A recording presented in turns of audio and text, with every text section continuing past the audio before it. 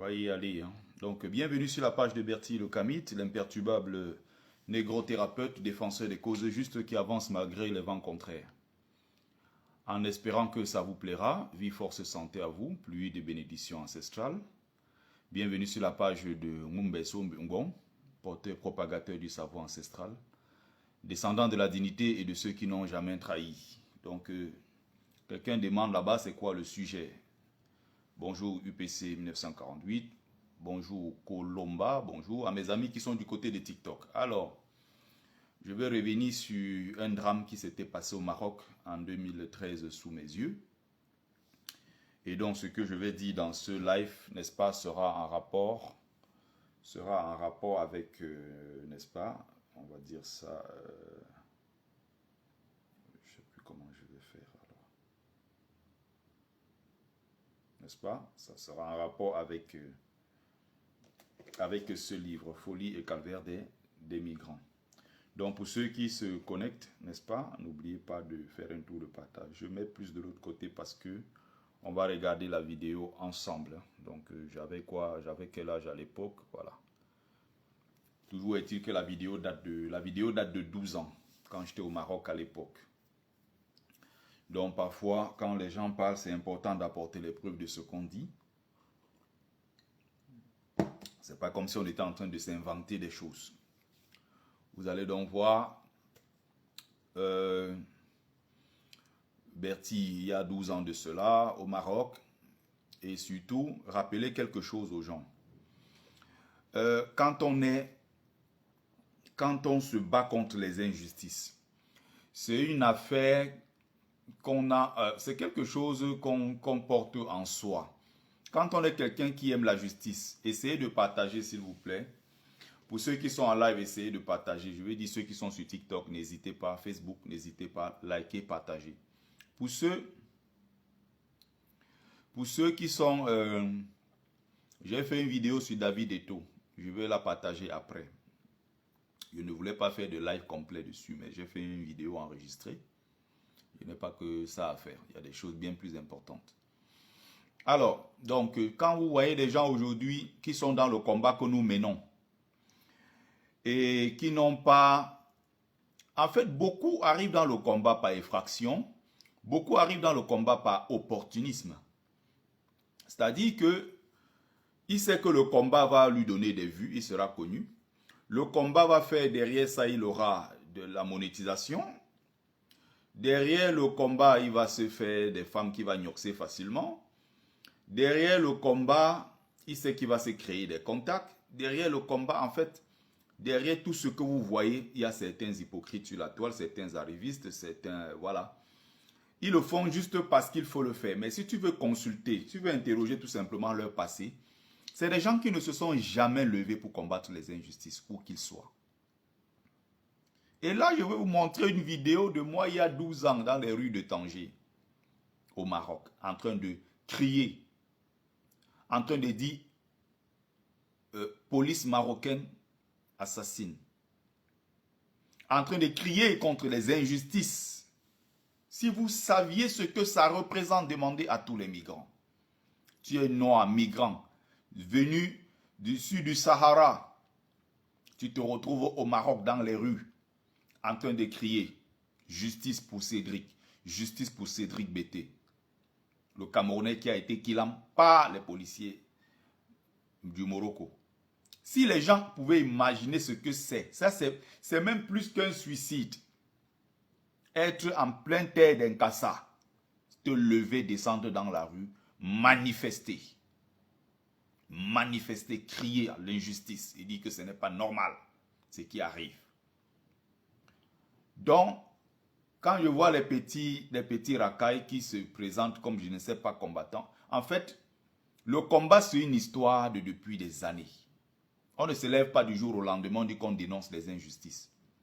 Quand tu vois quelqu'un qui n'est pas capable de prendre le minimum de risque, le moindre risque pour quelqu'un d'autre, c'est-à-dire dans une histoire où il ne gagne rien du tout, celui-là ne peut pas être un combattant. Quand vous voyez des gens s'engager par opportunisme, les gens s'engagent parce qu'ils savent que derrière, ils auront beaucoup de choses. Beaucoup sont même engagés dans le combat que nous menons parce qu'ils savent que ça va leur donner des papiers. Il y a beaucoup qui ont obtenu leur papier aujourd'hui grâce au combat. Après, dès qu'ils ont obtenu leur papier, ils sont partis. Vous savez combien de gens qui sont venus inventer des histoires et tout ça et qui ne sont pas des vrais combattants, des gens qu'on n'a jamais vus nulle part, ni dans une association du MRC, ni dans une association de la base, ni à une manifestation, ni nulle part, ni donner même un 5 francs à quelqu'un en disant que ouais, voici quelqu'un qui souffre avec nous. Mais ils sont venus utiliser le label Brigade Anti-Sardinat quand ça les arrangeait. Ils ont utilisé le MRC quand ça les arrangeait. Il y a 5-6 ans, j'en connais, 6-7 ans aujourd'hui, 5-6 ans par là. Ils sont venus très vite, ils ont obtenu le papier, ils ont disparu. C'est des gens qui ne peuvent pas prendre le moindre risque, c'est-à-dire se sacrifier pour quelqu'un d'autre. C'est des gens qui ne savent même pas c'est quoi le combat. C'est des gens qui ne savent pas c'est quoi se mettre en difficulté pour protéger les autres. Si tu n'es pas capable de prendre le moindre coup, dans une histoire où je précise bien que tu ne gagnes rien, tu le fais juste par pur sacerdoce, tu le fais par pur humanisme, ces gens-là à compter dans le combat s'ils ne sont pas nombreux. Y compris ceux qui vous pondent des vidéos tous les jours qui se présentent comme des grands combattants. Si tu veux consulter leur passé, il n'y a pas un seul acte de ce genre, de cette nature, où tu vois quelqu'un a dit l'histoire c'est la bête, ça prend ma tête. Je vais m'engager dans ça jusqu'à la mort. Mais je ne gagne rien dans ça, parce que je veux que la justice soit rétablie. Il n'y en a pas beaucoup. Beaucoup sont là par opportunisme. Ils sont nombreux. Donc quand je vois les petits lilliputiens des réseaux sociaux qui se lèvent, qui veulent parler de Berti comme quelqu'un qui est arrivé en Europe, et c'est quand il est arrivé en Europe qu'il a eu le courage de parler. Entre manifester dans les rues du Morocco, où tu peux être Kilam à tout moment, ou devant toi tu as vu on a Kilam tes frères, tes amis, tes camarades, te lever, te battre, et manifester au Cameroun. Dites-moi là où il y a plus de risques.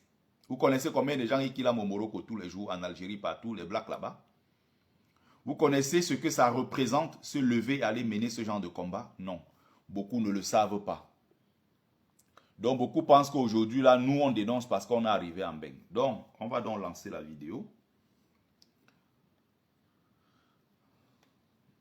Donc, je vais tourner la caméra. On y va.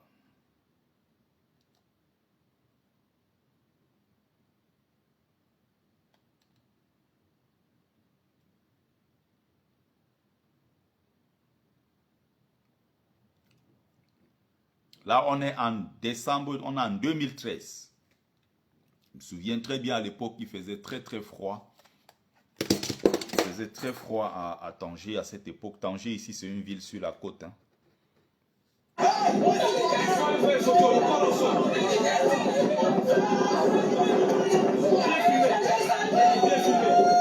On partage.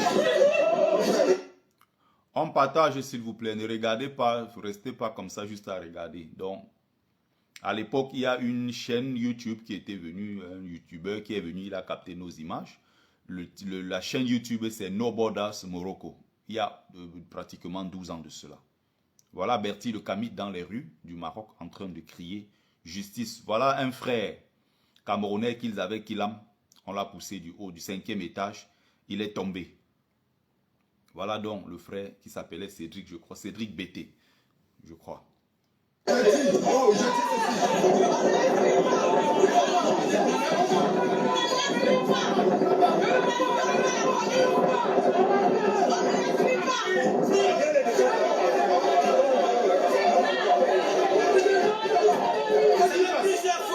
Plusieurs fois qu'ils sont en train de faire ça. Chaque matin quand ils venaient, ils prennent, quand nous fuyons, nous montons à la date, ils prennent un jet et ils meurent. Regardez derrière. Veste noire, à l'intérieur un gilet rouge, pantalon jean bleu. Voilà Berti le Kamit dans les rues du Maroc. On est comme ça en plein cœur de Tanger. Me voilà derrière. Nous sommes montés à la date, ils ont pris un, ils l'ont jeté, ils l'ont... Est-ce que vous voyez bien la tête de Berti le Kamit? Comme vous croyez que c'est en France ou parce qu'on est arrivé ici qu'on a eu le courage de parler parce qu'on est protégé. Nous voici en territoire de tous les dangers au Maroc où on risquait nos vies tous les jours. Mais ça ne nous a pas empêché de dénoncer les injustices. Je rappelle ça ici juste pour que les gens comprennent. Qu'on ne se lève pas un matin, on dénonce les injustices. C'est quelque chose qu'on porte en soi. Quand on a en soi cet idéal de justice et de paix, quand on porte en soi, n'est-ce pas, ces idéaux-là, ça fait qu'on a toujours envie de se lever, prendre les risques pour les autres, prendre les risques aussi même pour soi-même. Mais on prend surtout les risques pour les autres. Donc, je vais mettre les choses dans le décor, dans le contexte pour qu'on se comprenne très bien. Là, on est dans un quartier du Maroc qu'on appelle Bouchalef, à Tanger. La ville s'appelle Tanger et Bouchalef, c'est le nom d'un quartier. Et derrière même Bouchalef, il y avait un endroit encore plus inaccessible avec les affaires, avec la boue et tout, n'est-ce pas? Là-bas, ça s'appelait Bonatopo. Donc, quand les Camerounais sont arrivés là-bas, ils ont donné le nom de Bonatopo. Je ne sais pas ce que devient ce quartier aujourd'hui. J'espère que lors de mon prochain voyage au Maroc, je vais retourner là-bas dans le cadre d'ailleurs d'un reportage. S'il n'avait pas bloqué mon passeport depuis 4 ans, je l'aurais déjà fait. Donc, on partage les amis qui viennent d'arriver sur TikTok, sur Facebook, on partage. Donc, ce jour-là, ils sont venus faire ce qu'ils appellent la chasse aux migrants. Tous les jours, ils viennent attaquer. Ils attaquent, ils attaquent. Et donc, ce jour-là, ils vont pousser un Camerounais du 5e étage. Les policiers ici, hein, parmi eux, il y a beaucoup de bangando et tout. Des gens méchants, parmi eux, des racistes et tout le reste. Donc, ils ont donc poussé ce gars. Et d'autres vont tenter même de s'échapper et tout ça. Il y aura des blessés ce jour-là. Sauf que, malheureusement, Cédric ici, là, va tomber. Et quand Cédric va tomber, il va tomber avec sa tête. Et il y aura une mare de sang et tout. On va arriver très vite quand on va venir pour porter secours. On va se rendre compte que le gars est déjà daï. Et donc, voilà. Donc, je vous parle d'une affaire d'il y a 12 ans. Il y a 12 ans. Donc, je n'ai pas attendu d'arriver en Europe en 2018 avec l'affaire de Kamto, président Paul Biya parti pour commencer à crier mon ras-le-bol contre les injustices. Et si les gens savaient c'est quoi se lever au Maroc, manifester, ce qu'on risque dans les rues du Maroc, en se levant comme nous avons fait à cette époque-ci. Bien, je vous invite à regarder la vidéo jusqu'au bout, elle ne dure que 7 minutes. Et je vais vous expliquer les choses au fur et à mesure. Donc ce jour-là, une fois que on va se rendre que le gars est daï et tout, nous allons décider de porter le corps. On va dire aux Marocains, ce n'est pas possible ce que vous nous faites. Nous sommes des humains comme vous, nous sommes de passage, on n'a rien fait de mal à personne. Et là, trop c'est trop parce qu'il y a eu, avant ça, des semaines avant, il y a eu un Sénégalais qu'on avait kidnappé toujours de la même façon. Il y a d'autres gens qu'on avait aussi kidnappé de la même façon. D'autres ont carrément été défenestrés. D'autres, voilà. Il y a eu des attaques de Bangando dans le quartier avec des couteaux et tout ça. Et ce jour-là, on s'est dit, bon, cette fois-ci, c'est soit on se lève, on se bat pour nos droits, soit cette fois-ci, on accepte la mort qui arrive. On a donc dit, trop c'est trop. Donc regardez bien qui est derrière. Le monsieur qui parle en image, c'est bien Bertie le Kamit. Donc aux petits Lilliputiens qui pensent que c'est aujourd'hui que je me lève pour dénoncer les injustices. Me voilà, je ne suis même pas dans mon pays où à tout moment on peut me killam. On va suivre, n'est-ce pas, la vidéo jusqu'au bout. Je reviens un peu. Non, qu'est-ce que je fais? Je reviens un peu. On va commencer par là. On partage.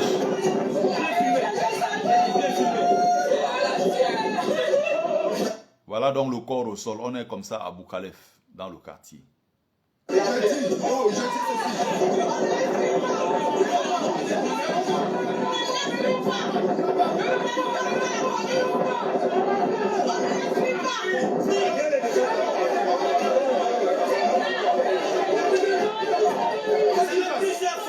Plusieurs fois qu'ils sont en train de faire ça. Chaque matin quand ils venaient, ils prennent, quand nous fuyons, nous montons à la date, ils prennent un jet et ils meurent. Aujourd'hui encore, ils sont venus, nous sommes montés à la date, ils ont pris un, ils l'ont jeté, ils l'ont... Donc je vous disais, voilà le visage derrière, c'est Bertie le Kamit derrière. Et c'est bien publié, j'en ai parlé dans mon livre Folie et calvaire des migrants, pour ceux peut-être qui ne lisent pas beaucoup. Mais c'est en écrivant, ça n'a pas le même effet que quand tu regardes toi-même la vidéo. Voilà, parce qu'il y a des gens qui vont dire dans peut-être les livres, peut-être c'est de la fiction, on invente des choses, on essaie de romancer les choses, voilà les faits. Et les morts. Qui a fait ça? C'est la police marocaine. La police marocaine. La police marocaine. C'est la première fois ou c'est la deuxième fois? Ça fait la première fois. La troisième fois. Moi-même, je connais tout ici. Les gens vivent, je les filme ici. Minimum, on a parlé, minimum comme ça. Plus de 30 à 40, la troisième fois sont vivants. La police marocaine. Donc, regardez le visage qui est derrière, voilà, le monsieur à droite de l'écran, voilà, c'est Bertie le Kamit. C'est pas ce qu'on a fait, il est tombé, il est mort. C'est honte ça.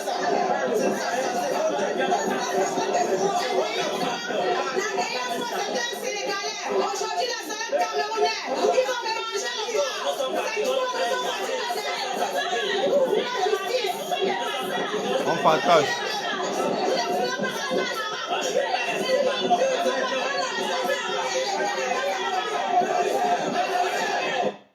Donc, après ça, nous allons donc décider, nous allons passer devant, porter le corps. Quand on porte maintenant le corps, là où nous sommes en train là où nous sommes là exactement, nous sommes après le premier grand carrefour.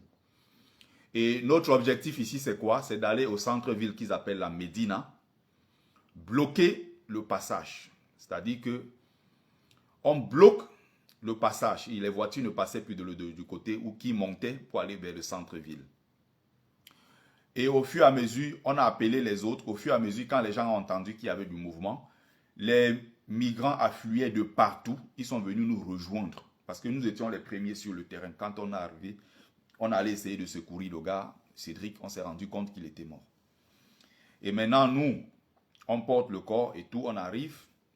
L'objectif, c'est d'avancer, comme je disais, vers le centre-ville qui est la Médina. Donc, on sort du quartier Boukhalef pour faire qu'il y ait plus d'espace de monde qui sortent dans les rues pour savoir exactement la situation que nous traversons, les injustices que nous subissons au quotidien. Voilà l'objectif. Donc, on continue comme ça. Et là, à la sortie de la ville, à la sortie du quartier Boukhalef, nous sommes bloqués par des policiers qui viennent, qui nous attaquent. Et maintenant, comme ils n'étaient pas très nombreux, ils ont fait venir les autres effectifs. D'autres sont partis d'ailleurs des villes d'à côté de Tétouan. D'autres policiers sont partis de Midirk, qu'ils appellent, la ville s'appelle Rincon, mais les Arabes, ils appellent ça Midirk. Les gens sont venus de là, de partout. Les renforts sont venus de partout pour venir nous encercler. À partir de Boukhalef, nous, on a résisté. Plus le monde venait, plus on était nombreux, ça nous donnait confiance. On s'est dit aujourd'hui, le monde entier va voir cette histoire. On s'est approché beaucoup plus des caméras. C'est-à-dire que quand il fallait porter le corps, on se rapprochait des médias qui étaient là pour filmer l'événement. Il y avait une journaliste là même qui était une Anglaise, qui parlait anglais. Il y avait une autre journaliste qui parlait espagnol et tout ça. Et on s'est rapproché de ces gens pour expliquer la situation. Et donc, comme la route était donc bloquée, les voitures ne pouvaient plus donc monter, on a bloqué un moment les deux côtés, deux sens de la route. Les Marocains ont commencé à se plaindre. Ils ont dit, mais ce n'est pas possible. Les étrangers, les nègres, tout ça qui arrive dans notre pays, non seulement ils veulent défier la police, ils veulent défier les forces de l'ordre de notre pays. Et ils bloquent la route, ce n'est pas possible. Si on vous dit ce qu'on a pris comme risque ce jour, c'est fou. Quand je regarde ça aujourd'hui, 12 ans après, j'ai dit, waouh. Ça, c'est ce qu'on appelle être suicidaire. Dans un pays qui n'est pas le tien, où tu es méprisé au quotidien en tant que noir, où tu risques tout à tout moment. On porte donc le corps, comme vous avez vu sur les bâtons et tout ça, on a adapté un truc vite fait, on a mis le corps dessus, on traverse. Je continue la vidéo.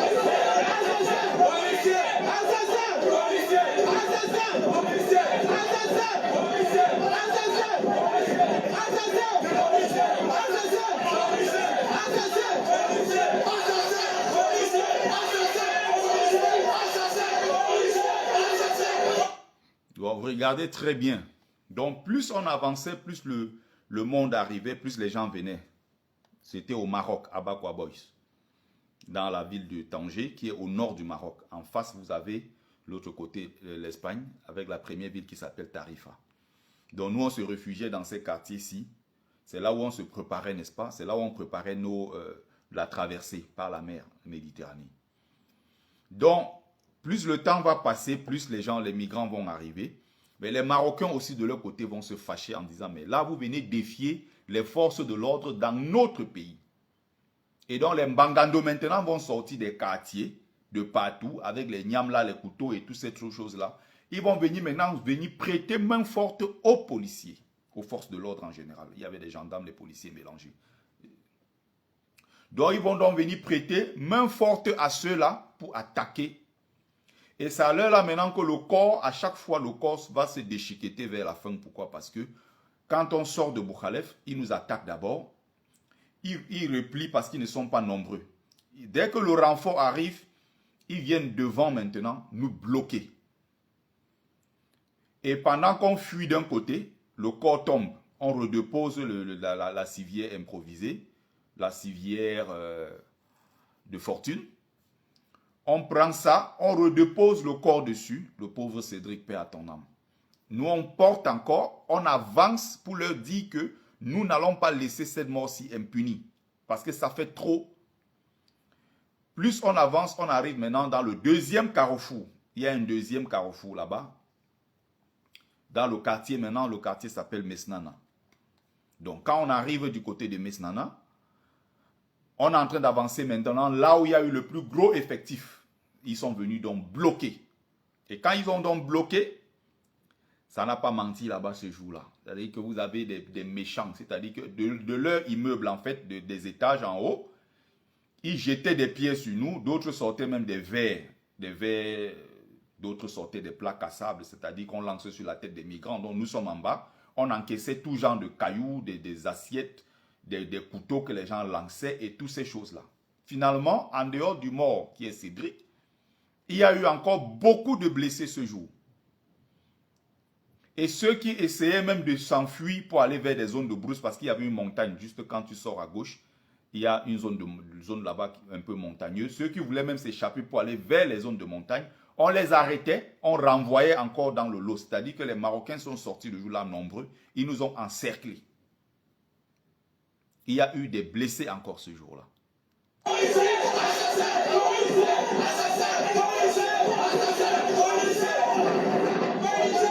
Vous voyez? On avait bloqué les rues, vous voyez? Et on n'a pas hésité à se défendre. Il y a ceux tantôt qui lançaient des cailloux, ceux et tout ça. C'était la débandade totale ce jour-là.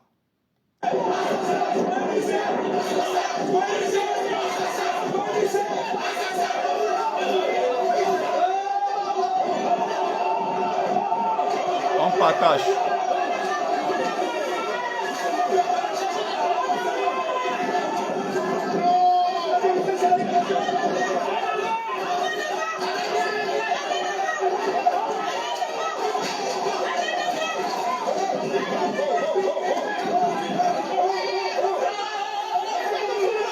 Donc pour les repousser, on lançait des pieds et tout ça pour les repousser. Et après, maintenant, quand ils sont arrivés plus nombreux, le corps tombe, on reprend le corps, on avance encore. Ils pourchassent, le corps retombe encore. Et c'est comme ça que le corps s'est retrouvé finalement touché encore plus au niveau de la tête, des membres inférieurs et tout ça. Donc tu te dis que voilà une maman qui est chez elle, elle attend son fils.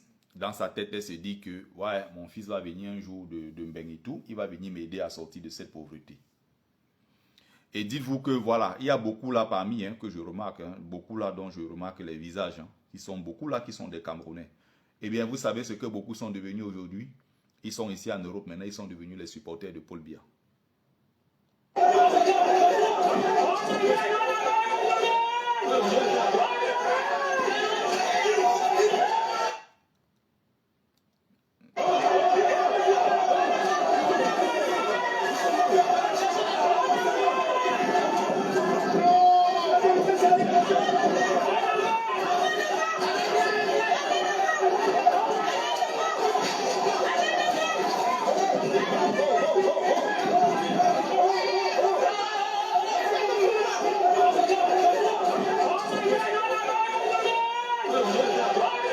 Donc vous voyez comme l'Inkasa aime bien ce genre de jeu brutaux, ce jour-là, ils avançaient vers nous. C'est-à-dire qu'ils viennent là avec la voiture pour essayer de nous effrayer. Ils font comme s'ils vont foncer sur nous.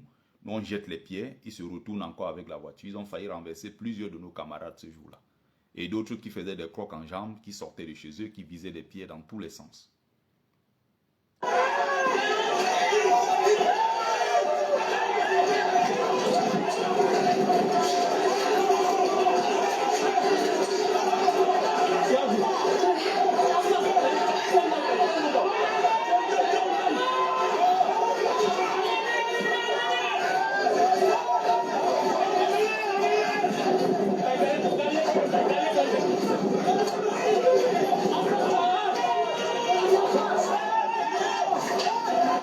Vous voyez quand le corps tombe encore, parce qu'ils sont en train de viser les pieds dans tous les sens.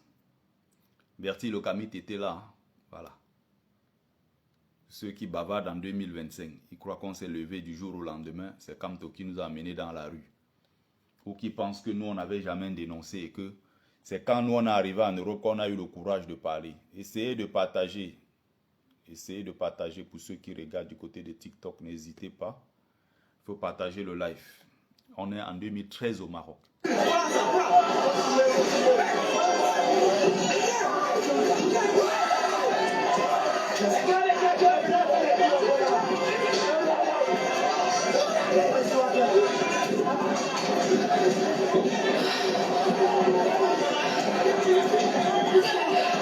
People are throwing big racks of cups and the cups are leaving. Cups are leaving.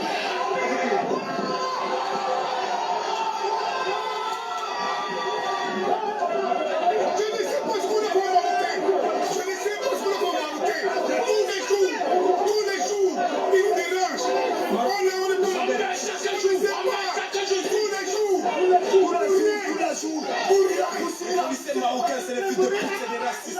C'est des racistes à jamais. Ils nous demandent quoi? Ils nous demandent quoi? Chaque jour, on est respecté parce qu'ils nous demandent. Ça va traverser. Ils exagèrent. On partage. Deuxième corps, à moins d'un mois. Tous les jours. Les peuples que sont étrangers ne dérange pas. C'est pas le premier mort. C'est pas le premier mort. Ils utilisent ça tout le temps. Comment c'est toi?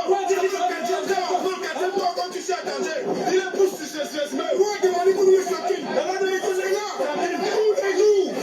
On ne sait pas ce qu'on a fait au Marocain. Ils viennent tous les jours. Ils nous arrêtent, ils nous laissent, ils nous tapent, ils nous menacent. On ne sait pas. Tous les jours, c'est la même chose. Même avec tous les jours. On fuit tous les jours, on se casse les pieds. On partage. Ils nous suivent. On ne sait pas ce qu'on a fait au Marocain. Tous les jours, ils sont dans nos pays, ils ne souffrent pas. Ils sont bien. On ne les dérange pas. Mais pourquoi on le Maroc? Ils nous dérangent tous les jours.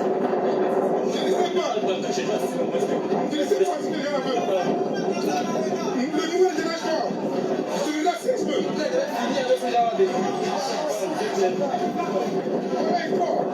Voilà quoi, ils ont poussé le gars.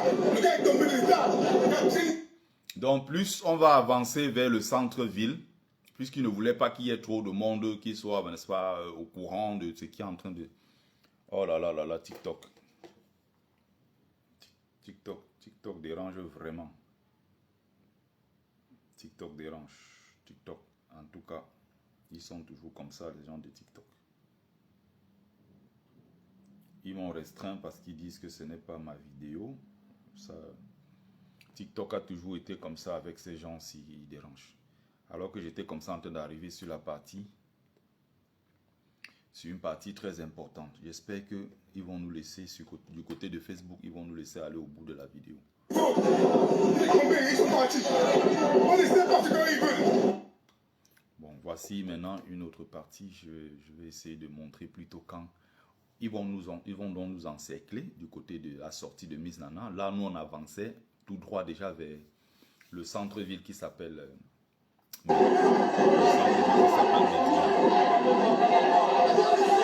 Donc, vous voyez au niveau d'ici. Voilà, c'est au niveau d'ici. Vous voyez. Là,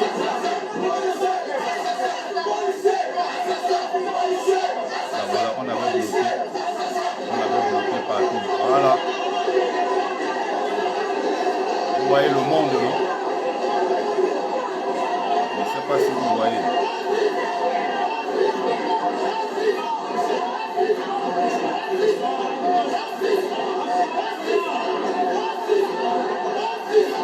Voilà, raciste. Voilà, je ne sais pas si vous avez bien remarqué que, voilà. Voilà donc là où la manifestation s'arrête.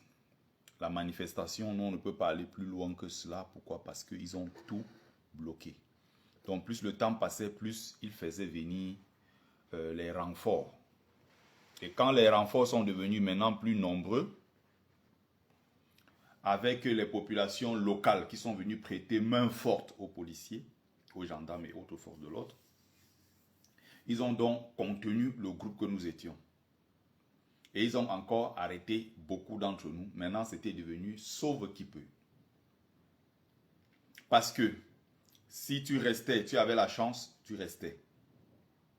Si tu avais la malchance, en sortant dans les couloirs, tu tombes sur les bangandos marocains qui soit te poignardent. Le lendemain, on a eu beaucoup de gens qui sont allés aux urgences. La même nuit, je vais dire. De l'autre côté, vous avez des gens qu'on a arrêtés, qu'on a renvoyés, côté algérien. Et quand je dis renvoyés, pour ceux qui sont là-bas, ceux qui connaissent comment ça se passait à l'époque, je ne sais pas si maintenant ça a changé. Mais quand on t'arrêtait, peu importe là où on t'arrêtait, quand on t'arrêtait du côté de Tanger, on te mettait en cellule, on prépare, puisqu'on ne peut pas te renvoyer tout seul côté algérien. Il faut qu'il y ait d'autres pour venir compléter, parce qu'on mettait dans les bus, dont on allait chercher à gauche, à droite, les autres migrants, on venait compléter. On vous fait donc voyager la nuit, pas la journée. Donc on vous fait d'abord passer par le tribunal.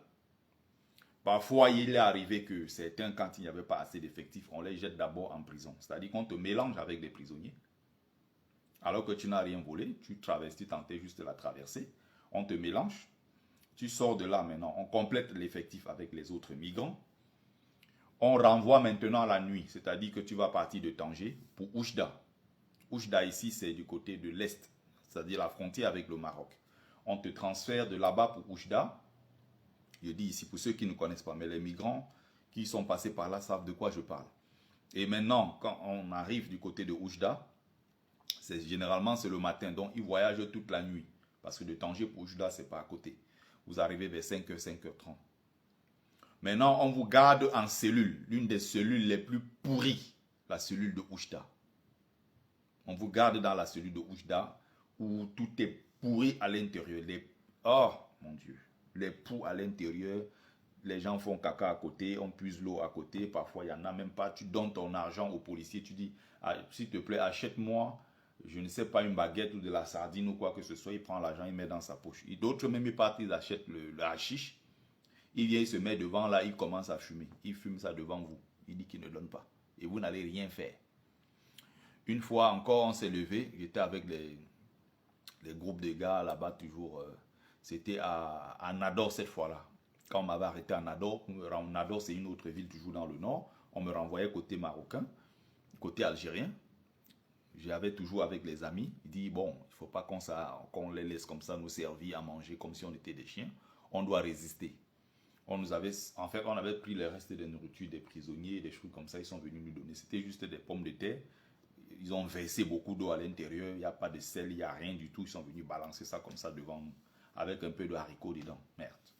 On a dit ce jour-là, nous, on ne va pas manger. J'avais un peu d'argent sur moi. J'ai acheté des trucs dehors. J'ai mangé. Mais je ne pouvais pas laisser mes camarades dans ces situations. Et là, on a commencé à manifester. À l'intérieur, nous, on ne mange pas, on va faire la grève de la faim. On a commencé à crier sur eux et tout. Il y a un policier parmi eux qui est lui-même un bangando.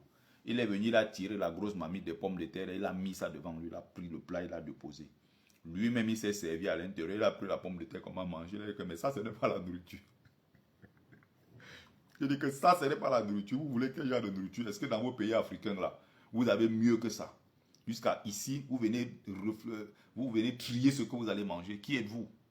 Il a pris lui-même les pommes de terre. Il a mis ça dans sa bouche, il a commencé à manger avec le haricot. Là. Il a dit que ça, ce n'est pas mangeable. Allez ficher la paix aux gens et tout. Bref, c'était une parenthèse. Donc, quand on te renvoie côté marocain, ils te font dormir en cellule encore peut-être pendant une nuit ou 2 nuits à Oujda. Et ils te prennent maintenant à Oujda vers 22h. Ils te sortent de la cellule. Ils te renvoient maintenant côté la frontière algérienne. Qui est une zone de danger. Une zone de trafic d'armes, trafic de drogue et tout le reste. Où il y a aussi des balles parce qu'entre Algériens et Marocains, ils se tirent dessus tout le temps dans la zone tampon. Quand on te renvoie par là-bas, si tu as ta malchance, on t'envoie derrière l'aéroport de Oujda, loin de l'autre côté à l'intérieur de la frontière algérienne. Tu dois te battre encore pour revenir à pied jusqu'au centre-ville de Oujda. C'est pratiquement 40 km à pied. Tu dois te taper tout ça pour revenir. Quand on te dit, on t'a jeté à derrière l'aéroport de Oujda, c'était les pleurs. C'est-à-dire que quand on était au commissariat, on commençait à supplier les policiers que nous, on espère que vous allez nous amener à Café Gala. Parce que Café Gala n'était pas très loin. Donc quand on te prenait du côté de Oujda, quand on t'amenait à Café Gala, c'est juste à la sortie de la ville. Et de là-bas, pour marcher, arriver à l'université de Oujda, ça te prenait peut-être une quinzaine de kilomètres. C'était pas trop loin. Nous, on suppliait, on espère que c'est Café Gala. Pour ceux qui sont passés par là à l'époque. C'est incroyable. S'ils regardaient que ces souffrances-là, c'est qu'ils ne donnent pas mes 5 francs à quelqu'un. Mais la vie, elle est faite ainsi, en fait. Tu peux pas, voilà. Tu peux pas en vouloir aux autres pour ce que tu as subi, ce que tu as traversé. Non, personne ne t'avait envoyé. Tu avais pris tes responsabilités. Tu es parti. C'est le pays qui est mal géré. Et si le Cameroun continue d'être géré, comme d'autres pays africains, c'est beaucoup plus un problème global. Hein. Ça va continuer. Ça va se poursuivre. Quand on dit aux gens, on va chasser Paul Biya, d'autres disent ça ne les concerne pas. Et les mêmes là, leurs enfants meurent dans la mer. Leurs petits frères, leurs grands frères, leurs soeurs, leurs copines et tout ça meurent dans la mer. Donc c'est comme ça que ce jour-là, finalement, d'autres qui étaient partis, on a renvoyé du côté, je vais dire, de Oujda et tout. Et quand on te renvoyait, je disais, derrière l'aéroport, non mais c'était quelque chose. Derrière l'aéroport, tu marches à un moment, je marchais. J'ai tellement marché un jour que je marchais, j'avais sommeil. C'est-à-dire que je marche, j'ai mal à l'estomac.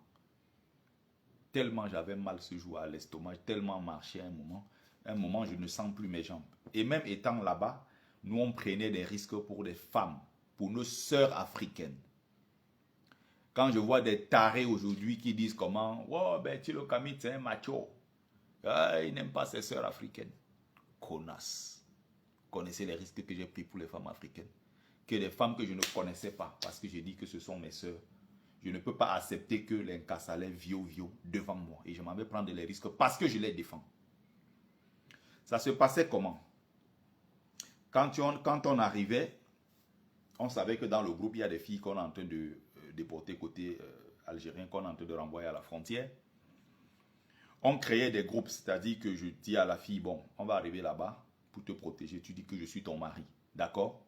On est venus ensemble du même pays, on est mariés, d'accord? Et c'est comme ça qu'arrivé là-bas, on s'est départagé. En fait, chacun prenait sa part de copine, on se serrait, on disait que non, on est en couple, on est mariés et tout. C'était le seul moyen pour protéger nos sœurs. Parce qu'il y a certaines femmes fragiles qui se retrouvaient dans des situations, les Nkassalas les arrêtent, ils amènent dans des couloirs là-bas, ils violent, après ils s'en foutent. Il y avait beaucoup comme ça. Beaucoup comme ça. Et tu prends comme ça, tu arrives, il y a des moments comme ça, tu te dis, mais c'est pas possible. Ils sont partis où avec ces femmes-là? De l'autre côté, tu entends seulement les cris, mais tu ne peux rien. Tu veux te battre, ça se retourne contre toi. Donc on avait trouvé cette astuce-là pour essayer de protéger certaines de nos sœurs. On les amenait et tout. Bon, voilà. Or, c'est des gens qu'on ne connaissait pas. Mais on dit ce sont nos sœurs, on les protège. Mon combat, c'est contre les féministes, les afro-féministes là, les mal élevés, les filles impolies, mal élevées. Les filles qui ne savent pas respecter l'homme, qui ne connaissent pas leur place de femme, qui veulent arracher la place des hommes, qui veulent émasculer les hommes, qui veulent les rabaisser. Ces mauvaises filles, de mauvaise mentalité, mal élevées, qui ne savent pas se tenir même sur la place publique, qui insultent, infidèles, qui fument, qui boivent, qui sont dans toutes les sauvageries possibles. Après, on vient se plaindre sur les réseaux sociaux. Oh, mais tous les hommes sont des ceci. Ah, les hommes sont des cela. Bla, bla, bla, bla, bla. Et dès que tu essaies de dire quelque chose qui ne les arrange pas, ah, vous vous rendez compte que c'est un macho. Ah, il est contre les féministes. C'est un macho. Il est misogyne. Conneries comme ça. Vous croyez que vous impressionnez les gens avec vos petits mots là? Nous, on soutient les vraies femmes. Les femmes qui se sentent femmes. Les vraies femmes africaines, nos mamans, qui sont dignes et respectables. Qui savent c'est quoi se tenir en tant que femme. Qui savent c'est quoi parler. Savoir comment parler au milieu des hommes quand on est une femme. Les femmes qui sont au milieu des hommes, elles crient, elles parlent, elles râlent, elles coupent la parole, elles disent ici, elles veulent s'imposer. Vous êtes malade. Quand vous faites ça, vous perdez votre charme. La femme, c'est de savoir se tenir. La femme, quand elle a cette prestance, la femme, quand elle sait se tenir, la femme, oh non, non, non. La femme, c'est la féminité. La femme, c'est la douceur. La femme, c'est la compréhension. La femme, c'est l'observation. La femme, c'est beaucoup de choses. Quand on dit que l'asile le plus sûr pour un homme en détresse, c'est le cœur d'une femme. Parce que nous, quand nous sommes en difficulté, nous voulons nous appuyer sur les femmes. Aujourd'hui, on ne trouve plus. Tu veux t'appuyer sur une femme, tu te rends compte, elle est même encore plus nerveuse que toi. Non, elle crie encore plus que toi. Non, elle est plus fatiguée que toi. Elle est encore plus que toi. Donc finalement, même vous deux, même la personne ne peut aider l'autre. Parce qu'elle-même, elle a cessé d'être une femme. Elle veut prendre la place des hommes. C'est le genre de femme-là que nous allons combattre jusqu'à la dernière goutte de sang. Parce que ce sont des saletés. Je ne les considère même pas comme les femmes. Parce que les vraies femmes dignes de ce nom savent ce qu'elles valent et restent à leur place en tant que femmes. Et elles savent que même sans demander, elles méritent tout. C'est ça qu'on appelle les vraies femmes. Pas des sauvages de féministes. Donc, il était important que je revienne sur cet épisode, que je vous montre cette vidéo. Je suis tombé dessus hier. Et je me suis dit, ah ouais, mon Dieu, quand je suis tombé dessus hier et tout, j'ai dit, mais c'est pas possible. J'étais avec mes collègues, j'ai dit, waouh, quelle chance. Je suis tombé sur une vidéo de moi, il y a 12 ans à l'époque au Maroc. Je ne sais pas pourquoi je suis à l'aise maintenant à vous expliquer ça comme ça, jusqu'à ce que j'arrive me marie. Mais hier, quand j'ai pris la vidéo, j'ai commencé à regarder. Quand je suis devant mes amis, ils me disaient, mais il s'agit de quoi? Quand j'ai commencé à expliquer, à un moment, j'ai senti que ça commençait à monter.